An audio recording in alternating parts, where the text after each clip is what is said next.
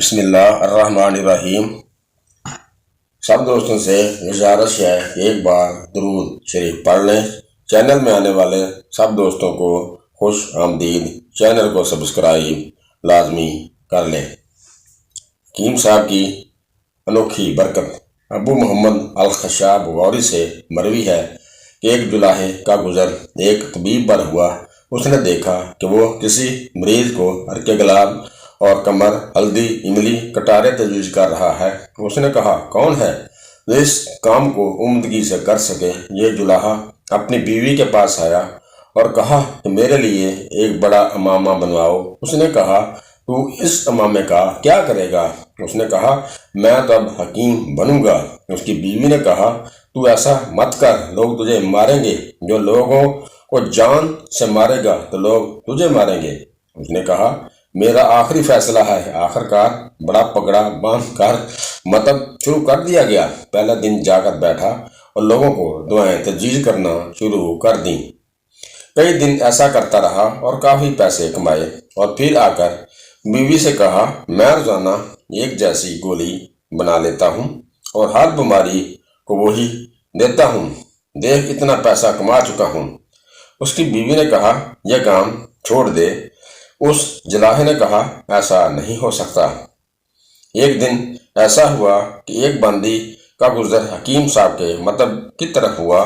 اس نے دیکھ کر اپنی مالکہ سے کہا، جو کہ سخت بیمار تھی، میرا جی چاہتا ہے کہ نیا طبیب تمہارا علاج کرے۔ پرانے طبیبوں سے علاج کروا کر کوئی افاقہ نہیں ہوا۔ آپ بیمار ہیں، کیوں نہ نئے طبیب کو آزمایا جائے؟ اس کی مالکہ نے کہا، حکیم صاحب کو بلا لے۔ چنانچہ حکیم صاحب تشریف لائے۔ حال یہ تھا کہ اس بیمار کا مرض ختم ہو چکا تھا، صرف کمزوری باقی تھی، مگر دوسرے حکیموں کو یہ سمجھ نہیں آ سکی۔ اس جلاحے نے تجویز کیا کہ ایک مرغی بھون کر لاؤ۔ مرغی لائی گئی اور مریض نے خوب کھائی۔ 4-5 دن تک ایسا ہی کیا گیا تو وہ بالکل ٹھیک ہو گئی، اٹھ بیٹھی۔ پھر تو اس کی خوب واہ واہ ہوئی۔ آہستہ آہستہ یہ خبر بادشاہ تک پہنچی۔ بادشاہ نے اس کو اپنے دربار میں بلا لیا۔ بادشاہ جس مرض میں مبتلا تھا، اس مرض کا اظہار کیا۔ اتفاقیہ طور پر اس نے ایک ایسی دعا کہہ دی جس سے بادشاہ کو فائدہ پہنچا۔ اتفاق سے بادشاہ ٹھیک ہو گیا۔ اس کے بعد بادشاہ کے پاس ایسے لوگوں کی ایک جماعت آئی جو اس جلاحے کو جانتی تھی۔ انہوں نے کہا، بادشاہ سلامت، یہ ایک جلاحہ ہے جو کچھ نہیں جانتا۔ بادشاہ نے کہا، اس کے ہاتھ سے مجھے شفا ہوئی ہے اور فلاں عورت کو بھی اس کے علاج سے صحت ہوئی۔ یہ میرا تجربہ ہے، اس کے خلاف میں تمہاری بات تسلیم نہیں کروں گا۔ انہوں نے کہا، بادشاہ سلامت، ہم تجربہ کرنے کے لیے اس کے سامنے مسائل رکھتے ہیں۔ اگر اس نے ہمارے سوالوں کے جواب دے دیے تو ٹھیک ہے، اگر نہ دیے تو اس کو ایسی سزا دیجیے۔ بادشاہ نے کہا، ایسا کر لو۔ انہوں نے کچھ سوال تجویز کروائے۔ اس کے لیے اس جلاحے نے کہا، اگر ان مسائل کے جواب میں تمہارے بیان کر دوں تو تم نہیں سمجھ سکو گے، کیونکہ جوابات وہی سمجھ سکتا ہے جو کہ ایک طبیب ہو۔ لیکن اگر تمہیں تجربہ ہی کرنا ہے تو اس طرح کر لو، تمہارے ہاں کوئی بڑا شفا خانہ ہے؟ لوگوں نے جواب دیا، ہاں بالکل ہے۔ پھر اس نے کہا، آپ اس میں ایسے بیمار پڑو گے جو ایک مدت سے پڑے ہوئے ہیں، جو بالکل ٹھیک نہیں ہو رہے۔ لوگوں نے کہا، ہاں بالکل ہے۔ اس نے کہا، بس میں ان کا علاج کرتا ہوں، تم بس دیکھتے رہ جاؤ گے۔ چند دن بعد سب کے سب اٹھ کھڑے ہوں گے۔ اس علاج کے بعد کیا میری قابلیت کے لیے کوئی دلیل اس سے بڑی ہوگی؟ لوگوں نے جواب دیا، نہیں، اگر آپ نے ایسا کر دیا تو ہم آپ کو طبیب مانیں گے۔ اس کے بعد ہم آپ کی کوئی مخالفت نہیں کریں گے۔ چنانچہ سب شفا خانہ کے دروازے پر پہنچ گئے۔ اس نے لوگوں سے کہا، تم سب یہاں بیٹھو، میرے ساتھ اندر کوئی نہ آئے۔ اس کے ساتھ تو صرف شفا خانہ کا ایک افسر تھا۔ وہ اندر داخل ہو گئے۔ اس جلاحے نے اس افسر سے کہا، میں جو کچھ عمل کروں گا، تم نے کسی کے سامنے کچھ نہیں کہنا۔ اگر تم نے کسی کے سامنے اس کا اظہار کیا تو میں تمہیں پھانسی دلوا دوں گا، کیونکہ بادشاہ میری ہر بات سنتا ہے، اور اگر خاموش رہا تو میں تجھے مالا مال کر دوں گا۔ اس افسر نے کہا میں بالکل خاموش رہوں گا۔ اس نے افسر سے حلف لیا۔ پھر اس نے پوچھا تیرے پاس شفا خانہ میں تیل موجود ہے؟ اس نے کہا ہاں بالکل ہے۔ کہا جاؤ اور تیل لے کر آؤ، اور وہ بہت سارا تیل لے کر آ گیا۔